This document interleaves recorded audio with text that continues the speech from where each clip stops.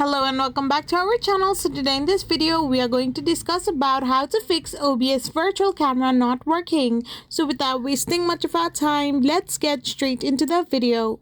So if your OBS Virtual Camera isn't properly working or isn't recognized by applications like Zoom, Discord or Teams, you can simply follow this guide. So first of all, you need to ensure your virtual camera is installed and enabled. After you have done this, simply run OBS as your administrator by right-clicking on the OBS Studio shortcut and selecting Run as Administrator.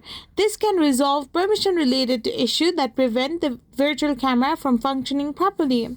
If this does not work, then simply update your OBS Studio and your operating system as well, and you can also check the application settings. After doing this, you can simply restart your OBS and your computer and verify the output settings.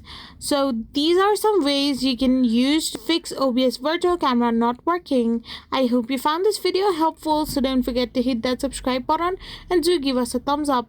We will be back again with more informative videos. Thank you for watching.